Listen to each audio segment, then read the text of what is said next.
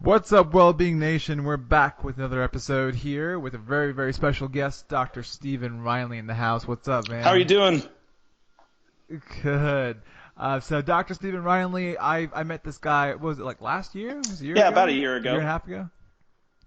Yeah, so Dr. Stephen Reinlie, you started your roots in That's baseball, right. right? You That's you were right. playing baseball at Baylor? Sorry, I think you cut out on me. I think Yeah, am you're I back. back here? Okay. Yeah, so I believe you started playing baseball at Baylor and then you had an injury with your elbow and you got into the world of ART and slowly made your way into chiropractic school, studied there, strength and conditioning now, physical therapy, and now you have this really awesome, badass spot that you help treat people at called Next Level Chiropractic and Rehab. And it's kind of a cool, to me, the way I perceive it to be is this really cool hybrid of using all sorts of modalities, modalities of strength and conditioning, chiropractic techniques, FMS system, physical therapy. It's kind of a really cool, badass hybrid, bringing all these awesome tools together to give people the best of the best in optimizing their health and performance. Is that accurate? Yeah, that's a pretty accurate description. People often ask me what I do. Not that I enjoy being in the chiropractic world, but I feel like I sometimes sell our practice short a little bit by just saying, "Hi, I'm Steven. I'm a chiropractor." But we have kind of a unique blend. My story is I was in high school. I played here locally at Round Rock High School, and I was a pitcher and wanting to go play college ball, and ended up injuring my elbow as a pitcher, throwing some long toss. And to make a long story short, I kind of just felt like maybe the answers I were getting were just not good enough for me, which is kind of how most of us in this fitness, strength conditioning, or therapy type world get interested as we start doing our own research a little bit. And I met some pretty cool people along the way, some body workers that taught me some things and got me interested in manual techniques like ART and Graston and dry needling, and went on to play college baseball at Mary Hardin Baylor, and had a really great career there. Had some time to grow, get into strength conditioning, saw the value in that for hitting the long ball. Chicks dig the long ball, right? And so that was a lot of fun, and got to stay there for a year afterwards because a lot of guys were asking me strength conditioning questions. So the coaches asked me just to hang around and run the strength program for about a year in between undergrad and chiropractic school. So I did that, and then went to chiropractic school, finished up there in 2011, and came back to Austin, got married to my wife, Austin, and started practicing. So it's been a real cool ride, and it's been a lot of fun kind of melding all these pieces together, from strength training to fitness to movement screening to manual techniques and manipulations and tomfoolery. Yeah, I think what you were saying was on the point though. Like a lot of people have a big misconception of chiropractors, or just giving yourself the name of a chiropractor is limiting in the sense that that's not all you do. I've seen the work you do, and that's definitely not Yeah, all you do. absolutely.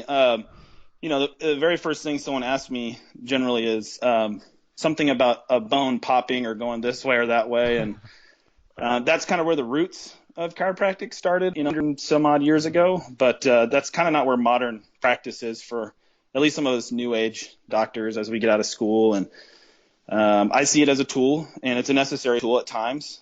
Do all my patients get adjusted? Some of them do, some don't. And just I tell my clients all the time, I don't know what I'm going to do with you until I evaluate you. I mean, it'd be like trying to give you directions to New York from here, and I just don't know where you're at. You could be in Wyoming, you could be in Florida, you could be in Seattle. I mean, so it's going to be a little different for everybody, and we just want to use the best tools that are available to help solve problems for people, whether it's a painful condition, a movement dysfunction, sometimes just helping people perform better. And maybe they've hit a roadblock. Maybe they've got fantastic coaching or programming, but they've got a joint that is just not cooperating. And we'll just use whatever tools are at our fingertips to help them solve those problems.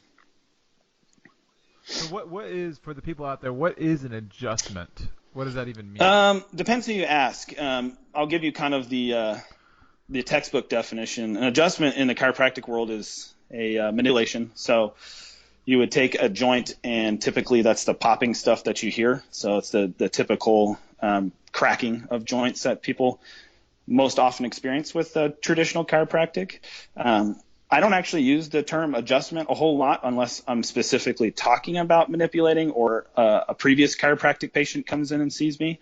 I actually just call most of my time that I spend with my clients treatment. So the large bulk of what I do in the 20 to 30 minutes I get to spend with my clients are, obviously figuring out where we're at, what we're working on, reassessing, and then my treatment modalities. And a large chunk of that is soft tissue techniques such as dry needling, ART, Graston, and then adjusting as necessary or popping joints as necessary. And then we get our exercise rehab to go with that stuff to implement movement changes or whatever it is that we're working on.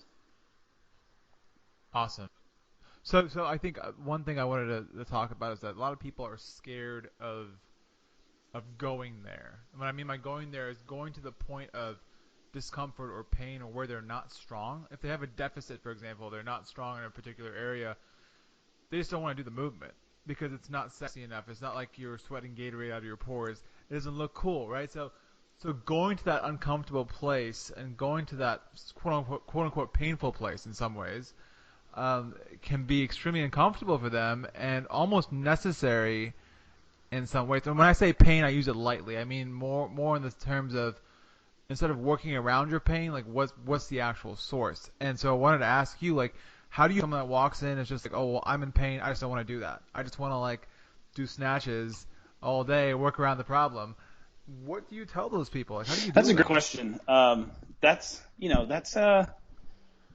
I almost would rather deal with, and I say deal lightly there, but help solve that problem with a client like that versus the other end of the spectrum, where someone only sees pain as gain, because not every hurts and not everything has to. I think change happens when you get outside your comfort zone. I think if you're doing the same thing, getting the same results, it's time for a change, and sometimes you have to Yeah. kind of help your clients see that, and not everybody is willing to see it right away, and that's okay. I plan on practicing for a while, and they can always come back and see me when they're ready. So I think the big thing is we spend an hour with each one of our clients in the beginning, and I don't feel like many places in town or maybe even in the country spend that much time with their clients. I know most of my standard exams in chiropractic school, especially as an intern, when I was doing just run-of-the-mill traditional chiropractic, my exams were 15, 20 minutes is essentially to rule out red flags, decide whether or not we needed to take an x-ray, and then on you go to get your spine popped, right? That's not how we practice here, and that's not how I want to practice. So we spend the first hour really kind of dissecting the person. What are they after? 'Cause some people come in because their knee hurts, but they may not truly, honestly care that their knee hurts, but it's getting in the way of something else. So I want to figure out what that something else is, because some people are straightforward. It's like, man, I just want to run this marathon. My knee's been killing me for 17 years. I honestly don't care. I just want to run this marathon with my daughter. And then other people just want the pain to go away. So that's step one, figuring that out. And then we use a really in-depth movement assessment, which is called the Selective Functional Movement Assessment. And we go through common patterns, neck range of motion, shoulder range of motion, bending forward, bending backwards, twisting left, right, standing on one leg, squatting. And I'm looking for any type of movement that might be out of what we would consider normal. And at that point, then we break it down and figure out, do we need to apply corrective exercise here? Is it a stability problem? Or do they have a joint or a tissue limitation? And do we need to apply a corrective strategy for that, such as soft tissue work or a manipulation or a stretching program or something of that sorts? In the end, you hope to take the person and show them that their problem it's unique to them, but it's not the first time that we've had to deal with that. We have solutions for them and inspire them to maybe get a little uncomfortable with you sometimes. So, and most people, they gravitate to that. You show them, like, look, I understand you want to snatch, and snatching is cool, but let's stand up against the wall and try to put our arms overhead. Oh, man, look how far you are from the wall. You're 8 inches from the wall. Do you think this is smart to snatch? No, probably not. I mean, look, arch your back. Now you can get your arms to the wall. Yeah. Notice the difference. Well, where does it hurt? Well, my back always hurts when I snatch. Well, there you go. And then it's self-evident, and then they're on board.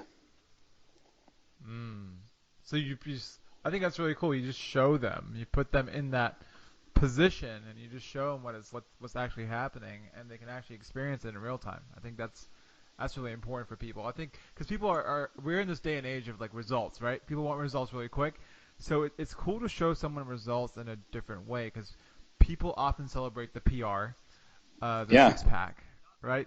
But not often do they celebrate, man, I got more range of motion here, or I'm Right. pain free, I feel stable. Those are things that I often celebrate here at TLF, and I was wondering with you and you guys celebrate those small things with your clients, and you just like you make those like the Yeah, central yeah, focus. absolutely. Oftentimes, my partner Sam Sneed and I will just kind of laugh that there are certain things like, let's say, improving someone's ankle range of motion and dorsiflexion for Yeah. squatting.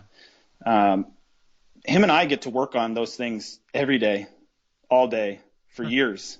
In any given day, I'll see 20 to 25 clients, and I probably work on 6 or 7 ankles a day just for the purpose of getting range of motion to squat. Now, that might be important for their knee pain, back pain, foot pain, whatever. But I know how hard it is to get ankle range of motion back, not personally, but personally as I work with someone else. And you'll take someone and Yeah. improve them 50%, 60, 80% in a treatment or two, and they'll be like, oh, that's cool. Like some people are just like, okay, that's how it's supposed to be, right? And you're like, dude, this is freaking awesome. Like sometimes this takes 12 visits to Yeah. get back. You have no idea. And that's not their fault. They just don't live in my world. But sometimes you have to get a little excited for them because it's still cool. It's still novel to me every time, I needle someone's calf or their hip or something, and we get a crazy change in joint range of motion. I'm like, oh shit, check this out. Like, oh, that's really awesome. And then you show them the squat, everybody's happy. But sometimes it's not like that. And those are little victories. We like to talk about how you're not chasing necessarily perfection. You're just trying to improve. And it's a continuum. You got to keep working at it. Yeah, with ankle range of motion, I'm glad you brought this up. Or just pain and injury in general. Like when someone says, "Oh, I just have bad knees. My knees are bad. My knees are achy. They just hurt. I am just not meant to squat anymore." They just have bad knees. So when they say that the knee is the issue, I think people just like relinquish all their power just to that joint, but they're forgetting what else is going around. What else is happening around that joint? Hip upstream, downstream. And so I was wondering if you could touch on that because people are so hyper focused on just sight of the issue versus looking around the No, issue. you're right on the money. I get kind of that from 2 angles. One, I get the acute patient that comes in and they say things like, Stephen, my knee hurts. And then I Yeah. get the other type of patient that might come in for, I don't know, let's say their hip or their back. And then you go through the movement assessment among other things. And they say, hey, your squat's a little goofy.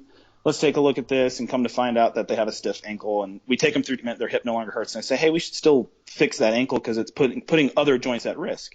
So we have the client that doesn't have knee pain but has some predictors in the future for knee pain, and then we have the acute person that has knee pain, right? So the trick or the goal there is to, again, use movement as your guide, use movement as your teaching tool to find whatever talks to that person. Everybody's going to be a little different. Sometimes you actually physically have to squat them and say, hey, man, where do you feel that? Man, I feel that only in my quads. You were telling me you squat to make your glutes stronger and bigger. That's weird that you're never sore there, right? Yeah, it is kind of weird, huh? Well, how do we make that happen? Well, this is how we do it. And then, boom, they're hooked, right? Sometimes it's just explaining people the biomechanics. You could show them a study. They talk about losing ankle dorsiflexion puts shear force on the knee. So I think not only do you have to have different tools in your toolbox for evaluating, but you have to have different tools in your toolbox for changing tissue, changing movement, and then you have to have different tools in your toolbox for communicating that stuff. A lot of what we do is so new that you get the glossed over eye look at the end, and you've lost them, and you're like, oh crap, let's back this up a little bit and find out where we're at, because we've, as a society, just been trained for so long to put everybody in their own special little compartment. If your knee hurts, you see the knee doctor. If your back hurts, you see the back doctor. What happens if it's a common thread? What happens if you get crappy hip Yeah. mobility and it's causing knee pain and back pain? Do I need to see the hip doctor then too? Why don't we look at the system as a whole, and that it's bigger than some of its